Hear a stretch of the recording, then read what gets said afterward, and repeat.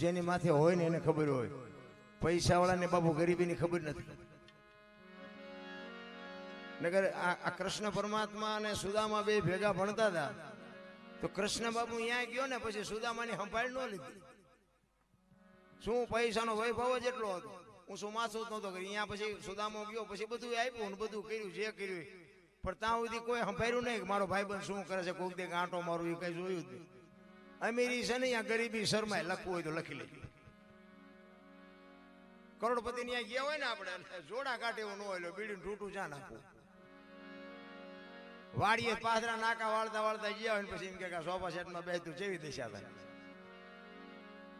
શરમાય જ, અમીરી છે અહીંયા ગરીબી શરમાય. જીવન મળ્યું છે ને બાપુ.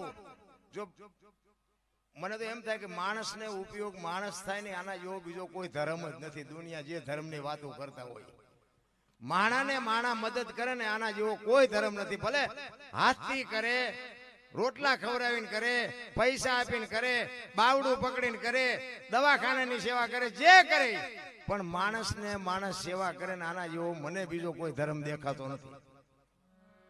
બાકી એટલા બધા ફાંટા પાડીને મૂક્યા છે ને, સનાતન વાળા કે આઈન પાવન, સ્વાધ્યાય વાળા કે આઈન પાવન, સદગુરુ વાળા કે આઈન પાવન, સત્કેવલ વાળા કે આઈન પાવન.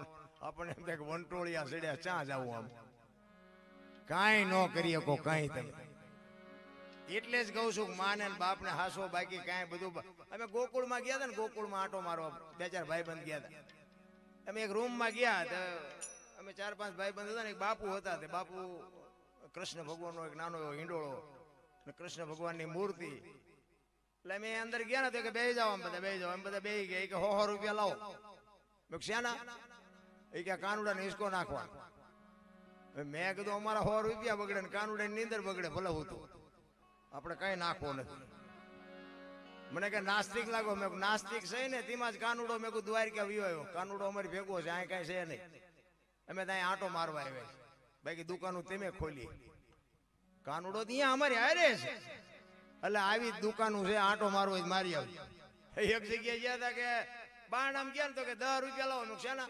એ કે ટોકરો વગાડવાનો. મેં કહું અમારા રામજી મંદિરમાં 4 ટીંગાય, જરાય શું તા વગાડી.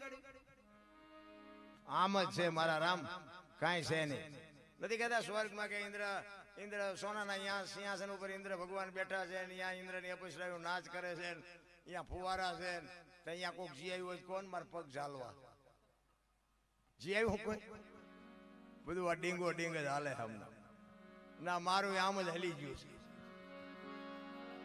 પણ ડીંગ કરતા આવડવું જોઈએ. એમ નામ નો હાલે. બાકી તો બધી વાતો છે, કાંઈ છે નહીં રામ. આપણે બેઠા છે ને અટાણે, આ સ્વર્ગમાં જ બેઠા છે, જો સમજાય તો.